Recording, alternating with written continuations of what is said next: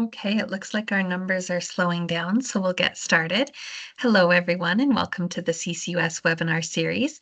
This is the second webinar in our series, and today we're focused on the CCUS workforce needed to support a world-leading sector in Alberta.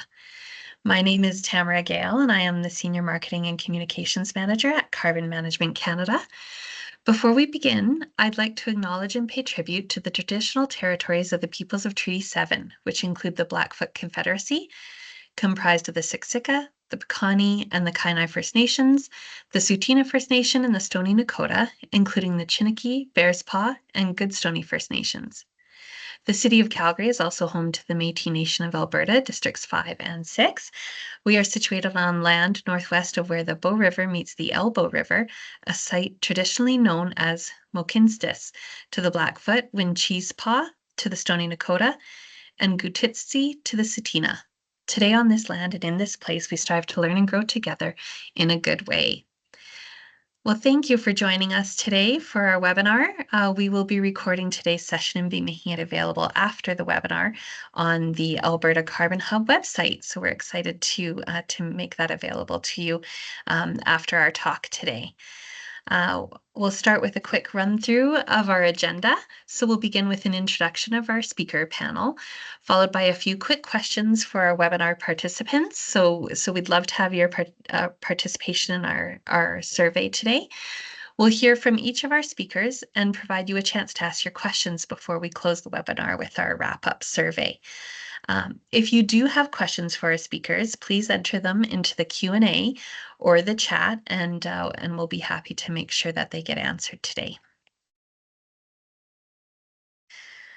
We're pleased today to have Kelly Johnson and Bimal Mehta join us for our discussion. Kelly from Careers in Energy helps connect industry insights and labor market data with the needs of job seekers, employers, and stakeholders to ensure Canada has the skilled workforce necessary for a sustainable and thriving energy sector, both today and in the future.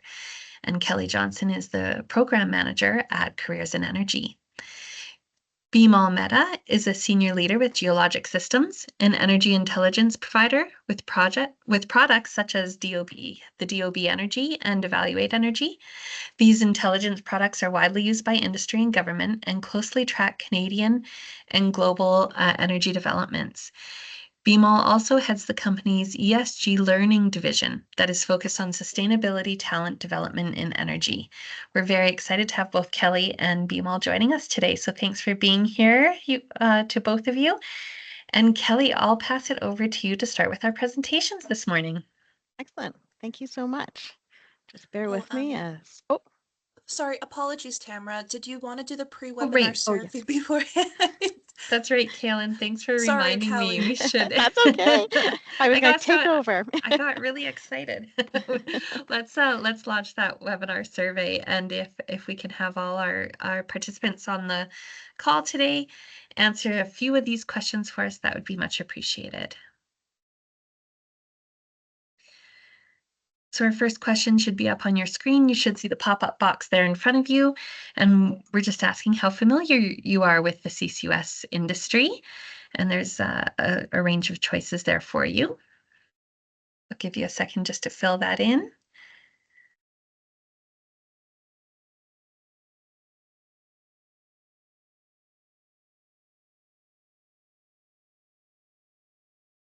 Our second question today is, how interested are you in learning about the CCUS sector? And again, there's a range of responses there that you can choose from. And we'll just give you a minute to answer that question.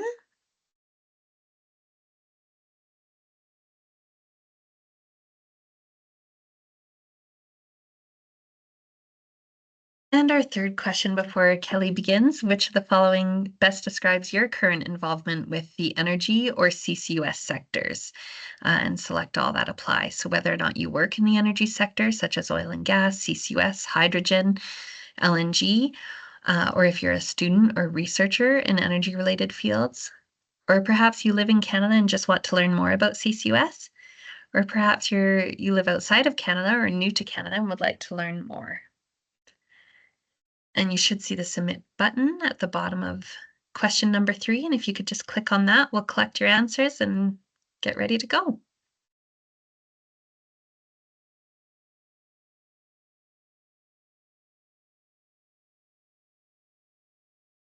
Okay, thanks for your participation. I'll pass it over to Kelly to begin. Great, thank you. All right, I will just share my screen and hope that everything works. Perfect. Excellent. Can you see my screen? Okay, fantastic.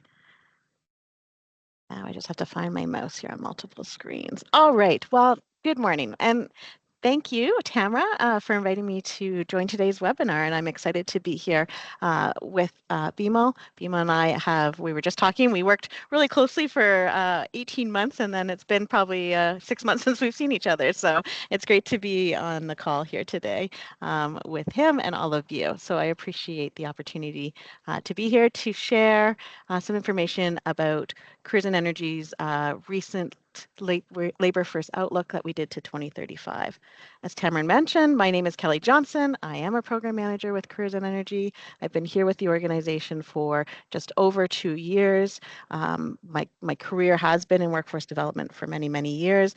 I come from the government of Alberta, where I was a member of the ministry. At the time, it was called the Ministry of Labour and Immigration, on their workforce strategies team. So really excited to be here and to share what we learned in our outlook, in our research. Okay, so first I just want to introduce Careers and Energy to everybody, for those who aren't familiar with us. Careers and Energy is a division of Energy Safety Canada. Energy Safety Canada is the nation's energy safety association, where we work side by side with industry to derive safe work performances. Careers in Energy, we provide key labor market insights and supports, and we support the bridging of skill gaps to ensure that the energy industry has access to a diverse and adaptable workforce. Careers in Energy supports both the traditional and low carbon energy sectors, helping employers secure the skilled talent necessary for future growth and sustainability. Although we have recently rebranded, Careers and Energy has been in the game, in the industry, a part of it since in the space since 2001. So to set the scene, I just want to introduce and give a little background on our labor market model. So Careers and Energy has, as I mentioned, we've been in and around since 2001, and we've been producing labor supply and demand forecasts by occupation for the upstream and midstream oil and gas sectors since 2007. Our model has been continually enhanced to account for technological shifts and advancements. And recently, through funding through the ESDC, the Government of Canada, we expanded our model to include energy sources and technologies that we believe will have the impact in the short term.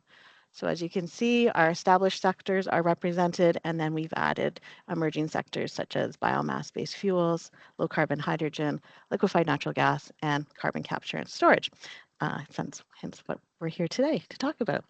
So we decided to focus, or we based this to focus on sectors that are playing a role in the decarbonization of the industry and its sectors, especially industrial sectors that are energy intensive, such as oil and gas production, power generation, heavy duty transportation, and cement and steel manufacturing.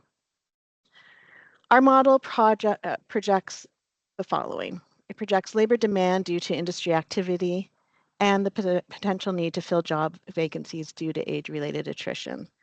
These two combined, we call net hiring requirements. So you'll see me and hear me use that term throughout. The model also offers insights into potential labor supply. So we look at new entrants, inter-industry transferability, and immigration. And it also projects labor supply and demand gaps. This system projects labor demand by sector and industry for 81 occupations mapped according to the National Occupation Classification System of 2021. So the up-to-date the NOx. So given the variables that will influence Canada's future energy workforce, such as the uncertainty for how new energy sources will be scaled and the pace at which emission reduction technologies will be deployed, Careers and Energy used a scenario approach for projecting workforce requirements to 2035. With the guidance of our Energy Scenarios Working Group and in consultation with industry, which helped fine-tune energy production assumptions from a variety of sources, including the Canada Energy Regulator, Environment and Climate Change Canada, and Rystad Energy. We evaluated 2 scenarios to project a potential range of workforce requirements to 2035. So the one scenario we called current measures. This is based on investment and development leading to energy production and carbon sequestration, most likely to occur based on announced plans, policies, and programs as of July 2023. So we had to pick a time. We had to pick a date and a time to set our scenarios, and it was in July of 2023. Our second scenario we called the opportunity scenario, and this is based on investment and development leading to energy production and carbon sequestration that could realistically occur if competitive policies, programs, incentives, and economic conditions are in place. The foundational value of our model is the ability to update the inputs and scenarios assumptions as planned projects, investments, and production shifts. So that means the model is very adaptable. We can control and change the inputs quickly to respond to changes in the industry. I do want to acknowledge that we recognize that the business, policy, and regulatory environment may have and likely will continue to shift since July 2023. But as I said earlier, we had to pick a date and time to get the work started. So what did we learn? So one of our key findings is that there are significant relationships and interdependence between the established and emerging energy sectors. Canada's energy sector is becoming increasingly integrated, and so is its workforce. Foundational technology, equipment, skills, and expertise are expanded and used in new ways and in the development of new energy sources and technologies and a lower carbon energy system. Some examples of this across Canada can be seen in the connection between natural gas and exporting LNG to help address global emissions. Here in Alberta, a province that relies on natural gas, where CCUS is being used to produce low carbon hydrogen. Refineries are incorporating technology to produce low carbon hydrogen that they will then use in their processes and co-processing and blending with biomass-based fuels. And another example could be seen in the blending of low carbon hydrogen into the natural gas utilities. While not in scope for this outlook, we also know that the energy services expertise and technology is being applied to support the extraction of lithium and helium and to produce geothermal energy. So this picture is complex, and that's by design because it just shows you the integration. On the top are the established energy sectors, and below are the emerging energy sectors. And as it's illustrated here, we can see the multiple cross points and integration between the two.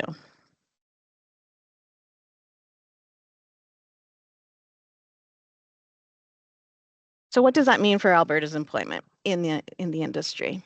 So diversifying Canada's energy industry increases the number of quality jobs in both the established and emerging sectors. Currently, approximately 182,000 people are directly employed by Western Canada's energy industry. That makes up 90% of the country's total energy workforce. And of that number, I would say the majority is here in Alberta. The mainstay of job creation will come from established energy sectors, including exploration and production, oil sands, pipelines, energy service, and petroleum refining. However, emerging sectors, energy sectors, and technologies are expected to gain momentum later in the forecast period and will account for the generation of between 3 and 5% of the new jobs. And here it's really important to note that transferable foundational skills and expertise across sectors will provide job security, opportunities for career growth, and horizontal career pathways. Energy careers make and will continue to make meaningful contributions to society with their key roles in ensuring safe, affordable, and low carbon energy supply, all while offering fair and competitive wages. So this just shows you what we projected as far as the established sectors. In the current measure scenario, we forecasted the addition of around 32,000 new jobs here in Alberta, and the emerging sector. Again, later on in that, we'll see a smaller, but again, that's going to continue to grow. This is going out to 2035. The orange is just the opportunity scenario. So those were the 2 scenarios I introduced earlier, just to clarify. I wanted to provide a quick overview of energy occupations that we identified that will continue, are in demand, but will be in the greatest demand over the forecasted period.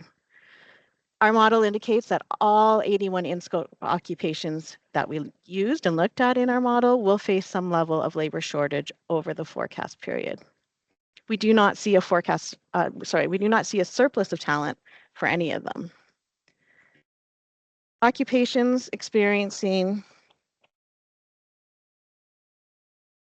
a higher than average growth rate to 2035 are those that are more likely needed across both the established and emerging sectors, such as the central control, process and plant operators, energy drilling, servicing and related laborers, workers and operators, transport truck drivers, heavy equipment operators, IT occupations, engineers, geoscientists, petroleum engineers, and technical sales.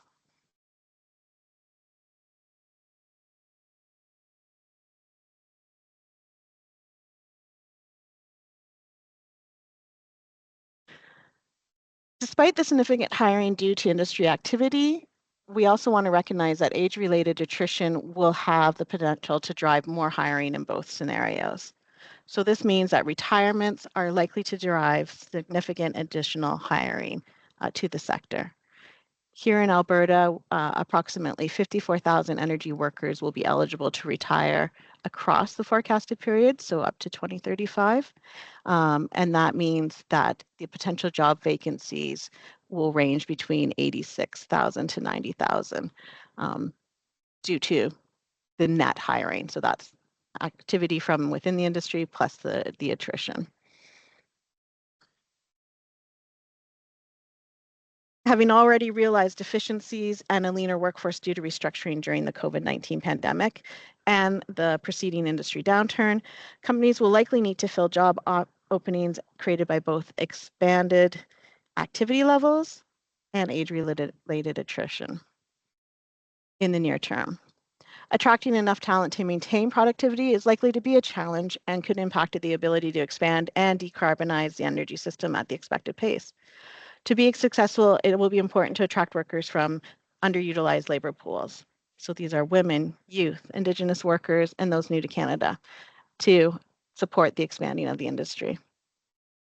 The magnitude of hiring requirements due to age-related attrition will have a greater impact on established energy sectors simply due to the size of their existing workforce.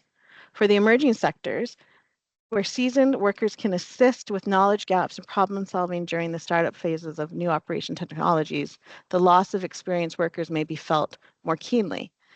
Therefore, the need to hire experienced subsurface professionals such as geoscientists and petroleum engineers for the CCS sector is key, and it's important that this is done sooner rather than later to avoid skill gaps and knowledge gaps. I'd be remiss if I didn't mention the indirect jobs that are also created by the energy industry. So these opportunities we refer to them as the indirect jobs, are significant in numbers. In 2023, close to 148,000 indirect jobs were generated from operational spending by the established energy sectors. These indirect jobs are in sectors that provide a broad range of goods and services required to sustain ongoing operations in conventional E&P, oil sands, energy services, pipelines, and refineries. As the energy expands, as projected in this outlook, the number of indirect jobs required to sustain operations is also expected to increase. And our forecast showed that for every $1 billion spent on energy infrastructure, an additional 5,400 jobs, indirect jobs, were created.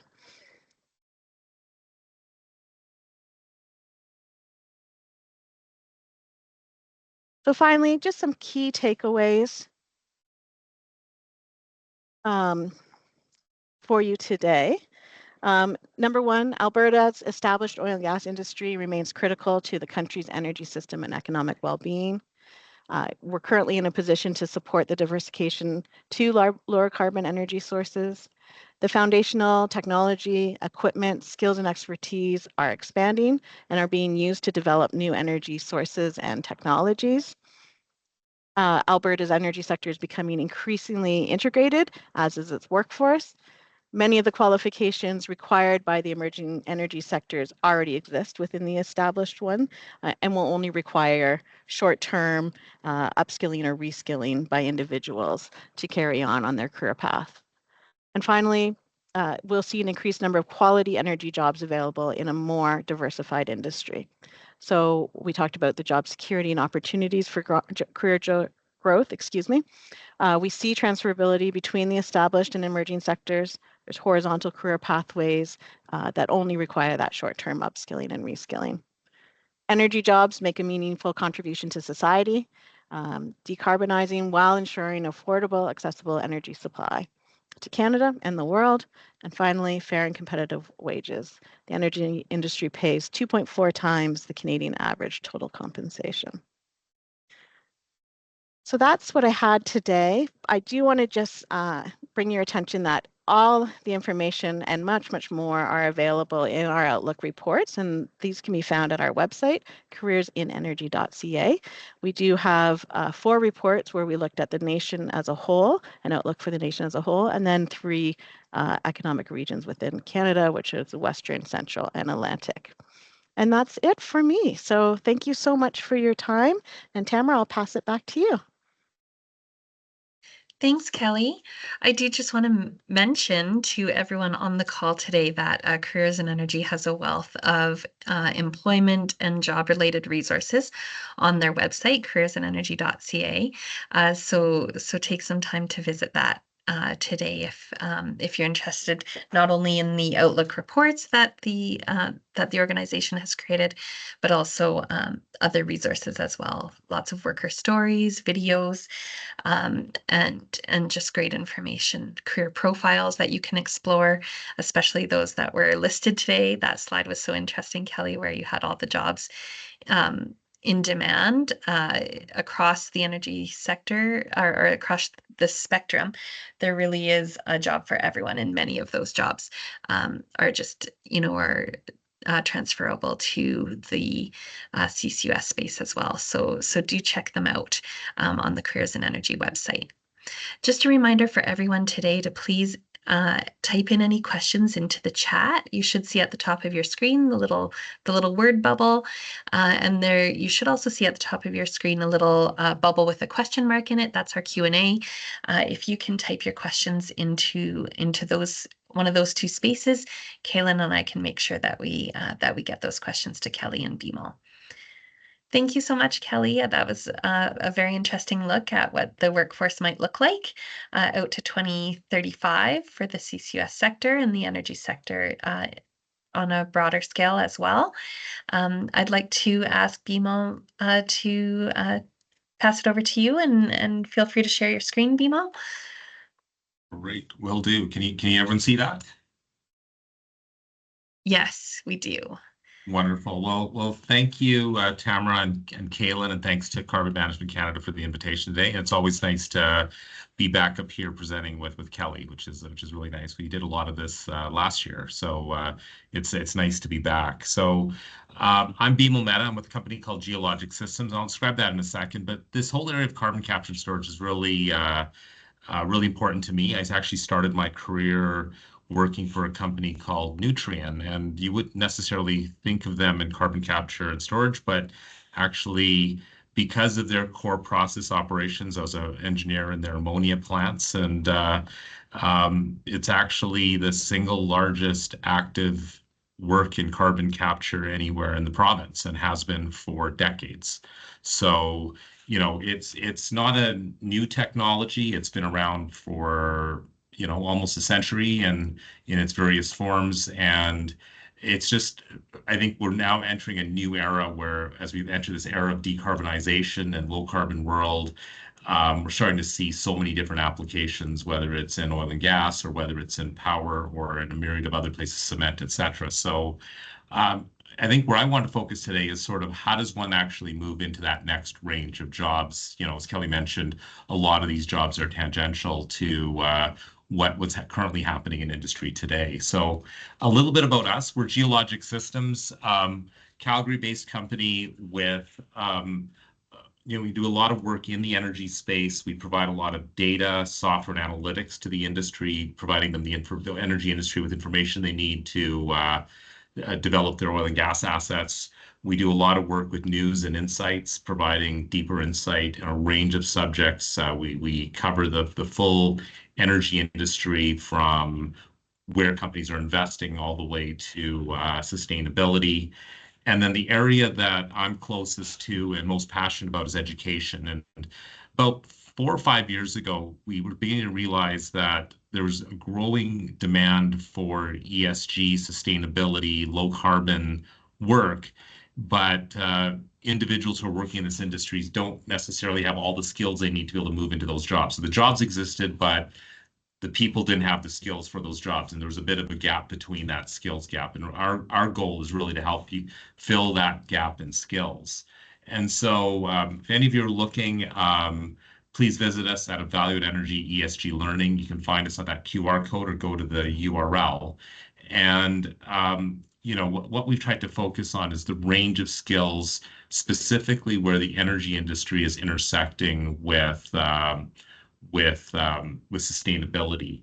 And our courses cover a broad range of things that are important to the oil and gas industry and sustainability. We cover areas such as CCUS and hydrogen, emissions management, energy transition technologies, everything including electrification or solar and wind and some of those transition areas.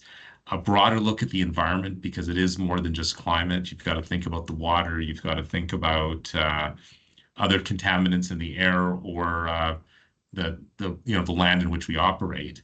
ESG fundamentals, which is really around how are you reporting to your stakeholders and investors, regulatory, and then of course the social and governance landscape. So come check out our courses online. Most of these are designed for people that are in industry. Perhaps you can work with your company to be able to purchase some of these courses. We are actively working on a range of courses that are no cost or low cost.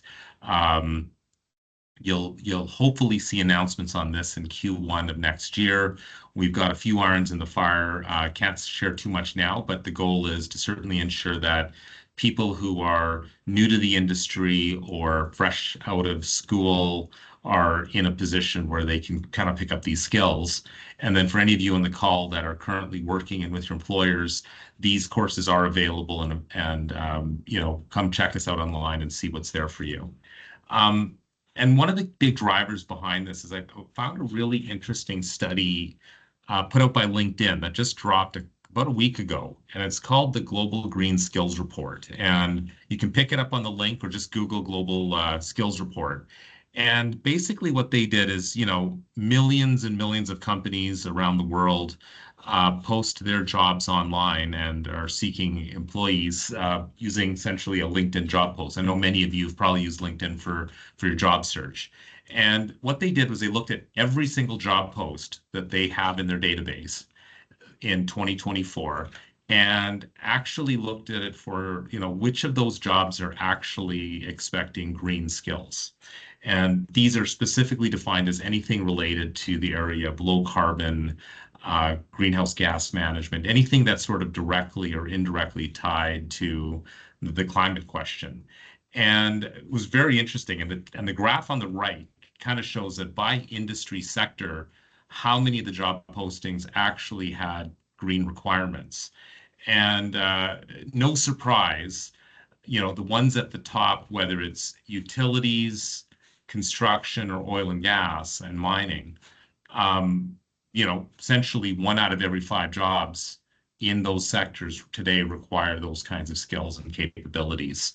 And this is one of the drivers behind why we created this program. Our focus is very much the oil and gas industry, but as we're doing more in carbon capture, we're also touching utilities, and all of these projects need to be built. So that kind of hits the construction component as well. So, certainly more broadly speaking, whether you're searching for a job more broadly or whether you're looking one for specifically in CCUS, developing your skill sets in this area is a really important part of where you're going to go. So let me go to the next slide here. So the big so what, and I know if any of you were on the webinar that CMC put on earlier this week, there's growing interest in CCUS projects in Alberta and around the world. This survey done here by the International Energy Agency, the IEA, kind of shows the number of projects that are kind of going to go from a ideation phase to a planning stage through the next 5 years, and all of those projects are going to be built sometime.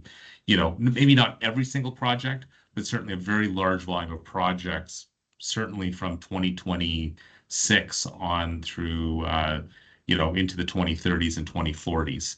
And, I think one of the reasons Alberta is so excited about this opportunity is we kind of have all the critical components to make this work. We've got the infrastructure, we've got the talent and people that know how to get these projects done.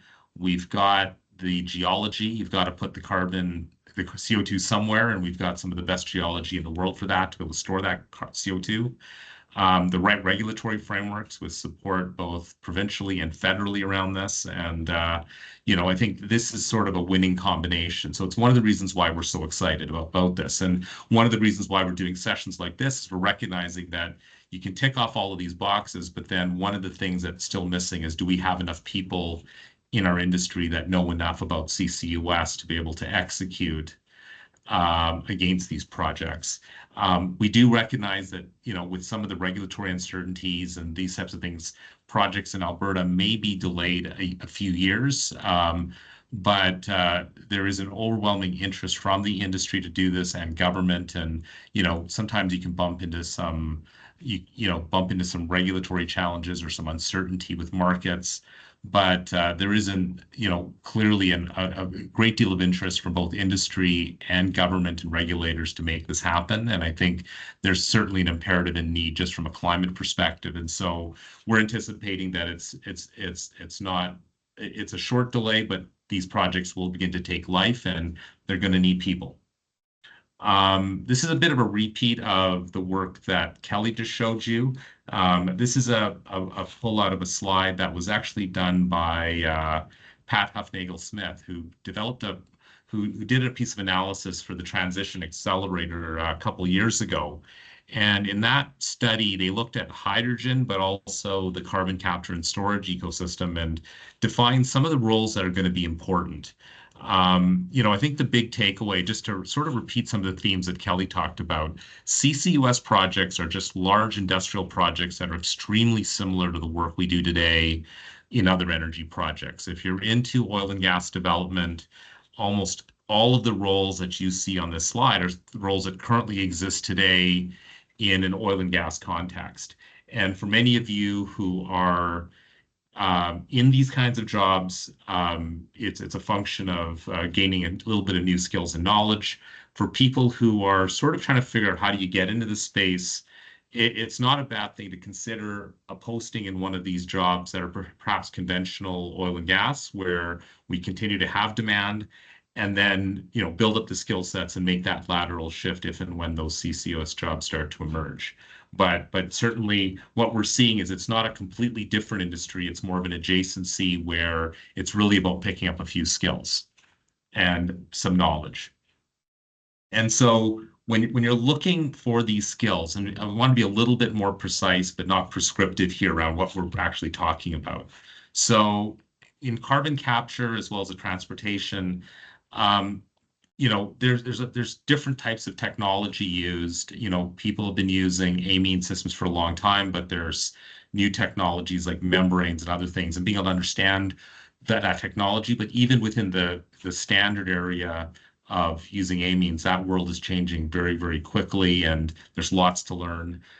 Engineering, operations, maintenance, you're dealing with things that are a totally different level of corrosion, et cetera. And so different materials. Being able to understand this space will certainly give you what you need to be able to be successful when those jobs present themselves. The storage world, again, is very analogous to developing oil and gas. In oil and gas, you're pulling the molecules out of the earth. In this case, you're kind of pushing the molecules of CO2 back into the earth, and you still need to do subsurface analysis, reservoir modeling, and then probably a new area is this area of measurement, monitoring, or verification, or MMV. And to explain that a little bit is it's just all the processes that a world-class CCUS facility wants to do to make sure that once you've put the CO2 into the ground, it stays there, and being able to prove that it's staying there. And so, again, there currently things that people can do today with their existing jobs, but just developing a few more skills and capabilities.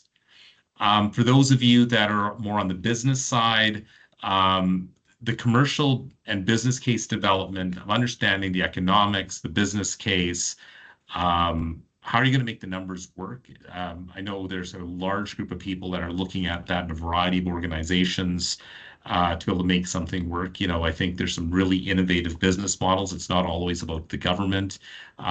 Keep your eyes open. I think there's a few projects that are in the works right now where we're talking about these large data centers that are coming here from Google and Amazon and others that are trying to build in Alberta. They're going to want low carbon power. And the way we're hoping to deliver it in Alberta is to essentially use gas-fired power generation with carbon capture and storage to basically abate those emissions.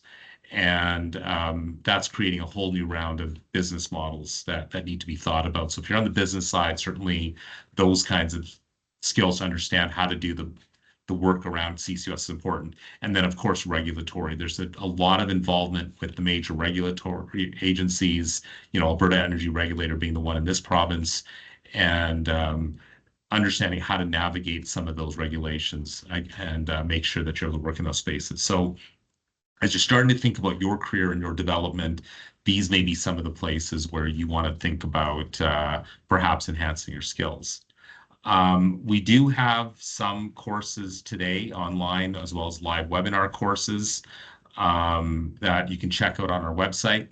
But we're working on ways to make that more accessible for many of you who are sort of fresh out of school and or in school and looking at new and different options.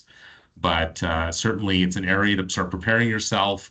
And maybe the first step, if you are more actively looking, is to land in the industry and then start to think about your pathway towards a job in carbon capture and storage. So with that, I think that's all I really wanted to show today, Tamara. Great, thanks, Bimal. That was some great information about the training that's available and why it's important to ensure that we can fill the skills gaps that that we'll see, as Kelly mentioned, in the sector. So I think that was a great compliment to Kelly's information, so that everyone on the call today can understand why it's important to be looking at our skills and how those are transferable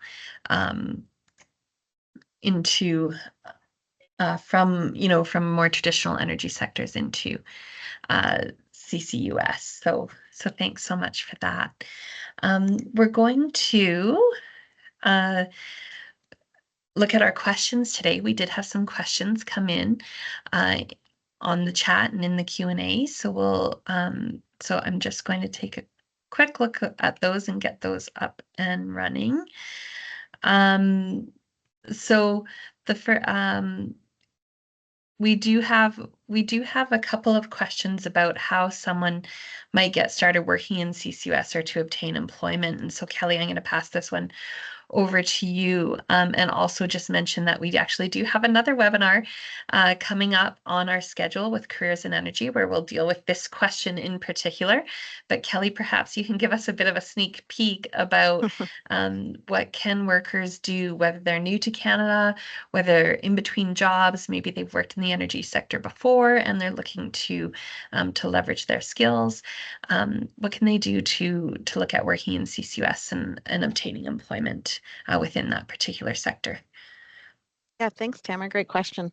So number one, I think, is just that education piece, educating and researching your piece. And to toot our own horn, that's for Careers and Energy. And Tamara mentioned our website is data. The data is a big part of the work that we do, but we also have a rich vault of tools and resources to support job seekers in the energy sector and the emerging sectors on our website. So this could be, looking at those career pathways. So for example, if you're currently in an established sector and you want to figure out how do I transfer to CCUS, our career pathways help identify what the opportunities are. So you can go in and look at where you're currently at, what sector you're in, and then you can click and see, in CCUS, what does this role look like? Is it there? That sort of thing. So there's a lot of interactivity in our tools and resources there. So that's number one, is like do the research.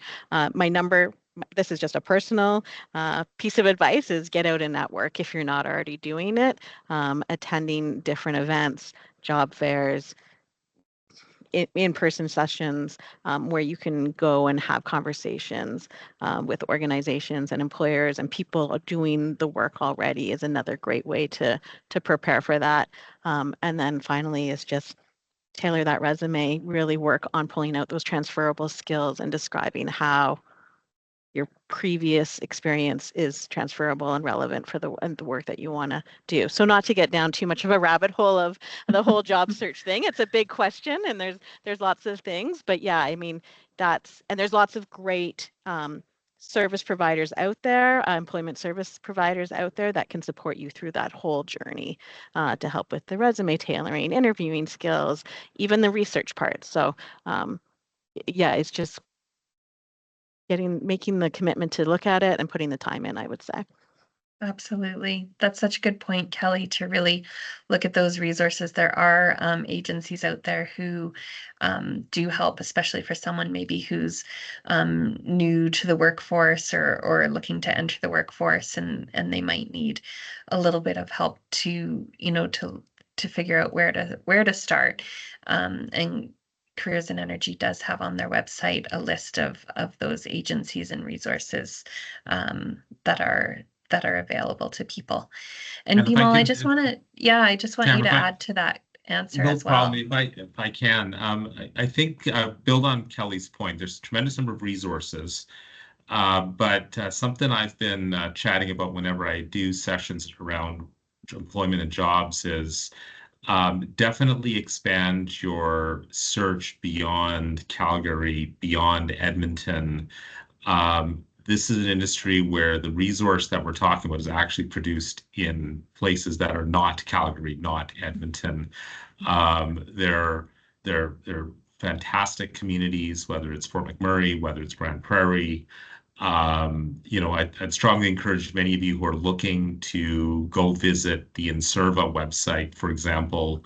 They've got a little microsite there called Working Energy, which is kind of a collection of jobs that are available. And I believe they got 300 plus jobs available on that site and that are currently open right now. And, but it's a function of considering markets beyond the ones that people traditionally think about when they're thinking about work in oil and gas. And that would be the only big top up I do, is just make sure that you expand. If you're really interested in oil and gas, please expand your search. Yeah. And I would like to point out too, we'll give you this website address a little bit later in our presentation as well, but the Alberta Carbon Hub website, albertacarbonhub.com, has a great resource which shows exactly where a lot of these CCUS projects are proposed and planned in Alberta. There are 22 projects in development currently and 2 established projects, and we've been working to develop some resources for you to show where those projects are. And as Bimal mentioned, a lot of them are not necessarily in the major centers within Alberta. There's a lot of rural development happening in the sector as well. So please do check that out. I'd also like to point out that we have someone on our call here today, Richard Lemaire from the Government of Alberta, who has put a link to the Alberta website to look at training and employment services, where you can access help from career services providers. Okay, well, thank you for that question. That was that generated some great discussion and hopefully some good tips for you today. We have a question from Taylor, who, again, this probably is mostly for Kelly, who's talked about the carbon market and that commitments have changed since July 2023, which is true. We should mention that this industry is evolving so quickly that there are many changes in it, and it certainly can be hard to keep up. So Kelly, the question here really is, are there any updates available to the model since it was published in 2023 or early 2024? And then even more recently, has Trump's appointment in Canada's pending federal election results been integrated into your latest forecast? So I'll let Kelly take on that one. Take on that one. No, but in all honesty, thanks Taylor for the question. So yeah, that is the challenge of forecasting, isn't it? Is that you have to stop and take a point in time, and then that's what your forecast is based off of. And we did recognize, and we were, again, BMO mentioned Pat Huffnagel-Smith. She was instrumental in a lot of the work done on the outlook. They, in her own words, was like, we had to choose a time, we had to pick a date, or else we would never have been able to move forward. But I thought BMO had that one slide, and Tyler, I think you commented on it, where it showed the projected projects, those that were underway and those were completed. And we kind of see that same number until 2030, which is, our projections were out to 2035, but almost past, the projected frame that we looked in. So it would be interesting to, yes, do another study. So to your question, more to the point is, has there been an update? No, there hasn't been. We did just release this in March of this year, 2024. Again, updating models unfortunately takes money and resources, and we just are waiting to hear back on some funding proposals that we've put into. So stand by on that, and it's something that we recognize that has to be updated, and it is such a quickly evolving and changing environment that we're in, and we just do the best that we can. But wanting to provide some sort of solution, we do have a data dashboard on our website that might give you a little bit of insight, and that's our job trends. What we do is we've partnered with an organization called Vicinity Jobs. They job scrape all of the job postings across Canada. It's a lagging indicator. It's about a month behind, but you could do a search on CCUS type roles and see what's trending there. So that would, if you wanted to get a little bit more live, granular, that would be my suggestion at this point. And otherwise, stand by as we just work on securing funding and working through to our next project. Thanks, Kelly. And just again to reinforce, I see Richard has included some more resources in the chat. So for those on the call today, please do take a look at the chat. Check out those web pages. I think you'll find they have some useful information for you. And we've been talking about her like she's not here, but she is. Pat Huffnagel-Smith has also posted in our chat a link to a resource on the Transition Accelerator, which has also done some workforce projections and talks about CCS and what the future looks like out to 2050, I believe. So Pat, thanks for that. I think our listeners on the call today will find that very interesting as well. So Syed, I do see a question from you about getting into CCS from the upstream area, and we talked a little bit about it in terms of, Kelly mentioned using a section of the Careers and Energy website called Career Pathways, which would be a great place for you to start. So Kelly, maybe I'll just get you to revisit that comment a little bit and reinforce where our listeners today can find that resource. Yeah, so again, on the Careers and Energy webpage, from our home screen, we've divided the page into, at the top, different kind of sections.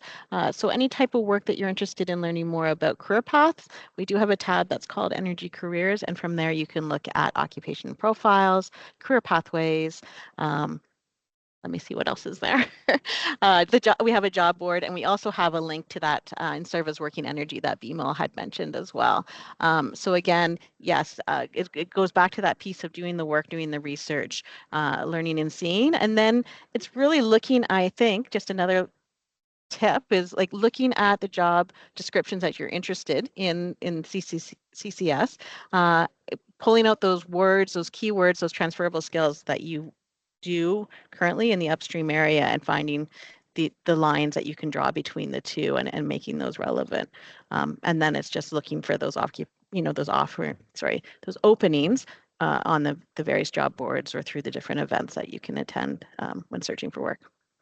Absolutely. And Bimal, maybe you can just reinforce from, kind of a training perspective, like learning, how to upgrade your skills. What can people do just to reinforce what you were talking about in your presentation today? No, absolutely. So I think one of the things that is going to be critical, no matter where you are in your career, whether you're in oil and gas or something else, is just committing to being a lifelong learner. It doesn't matter where you are in your life. The days of kind of, of things being static are over, and there's a tremendous number of places where new skills will kind of position you for new roles and opportunities. And we've been seeing indicators for quite some time that that there's a growing number of needs for a whole range of jobs in the sustainability arena.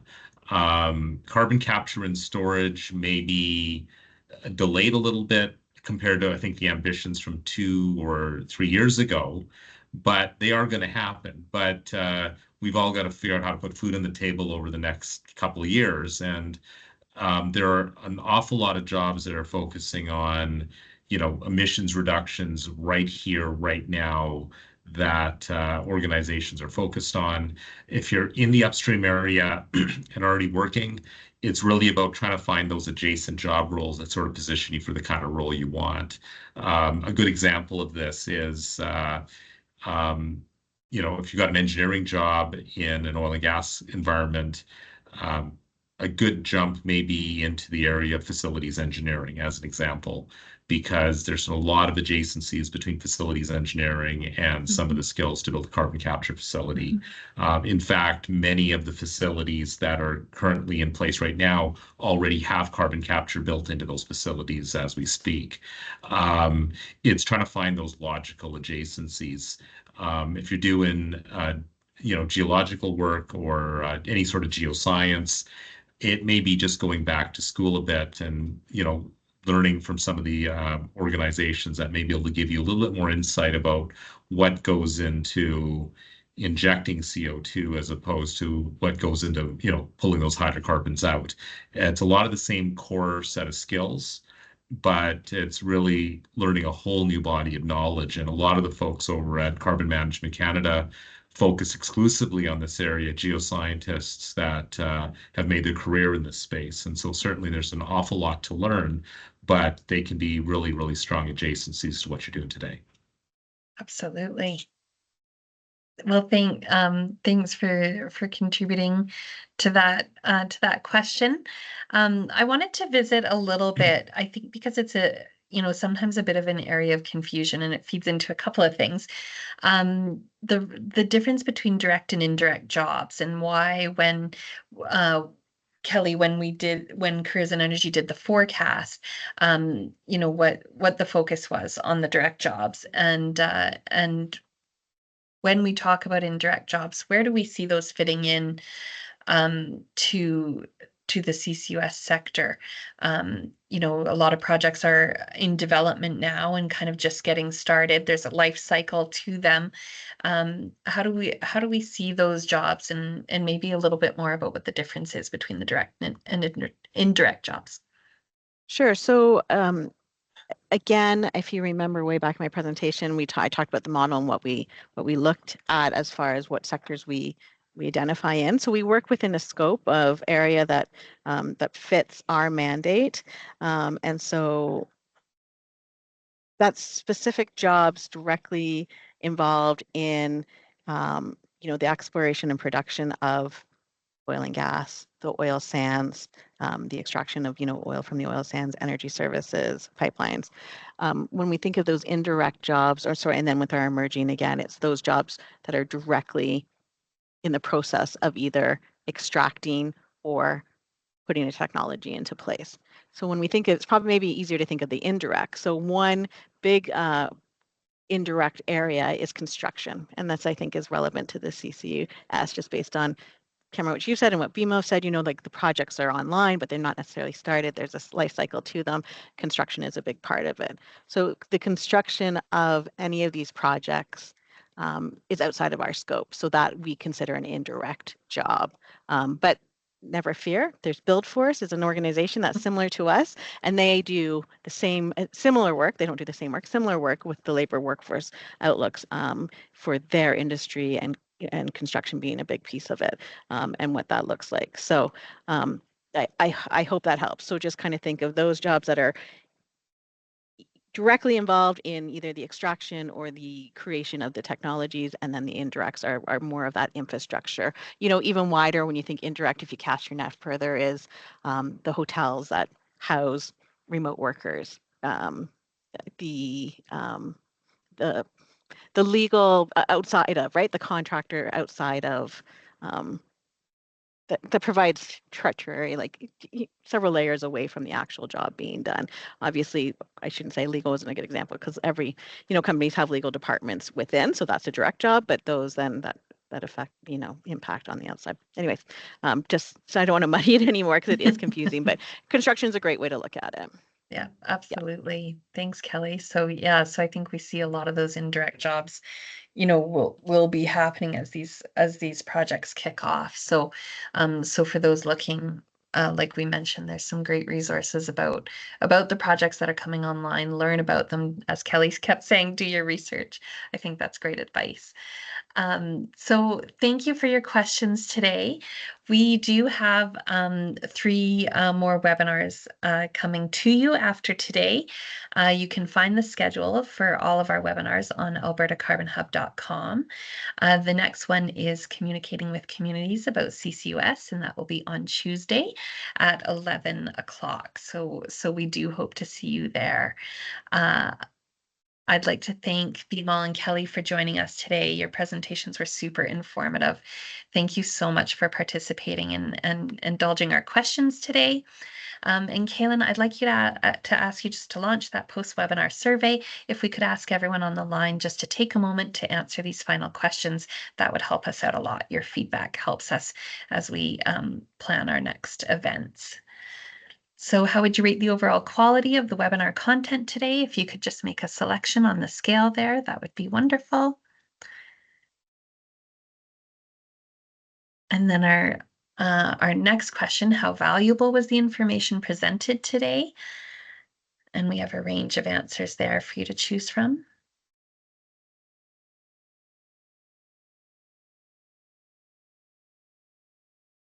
And would you consider a career transition into the CCUS industry based on what you've learned here today?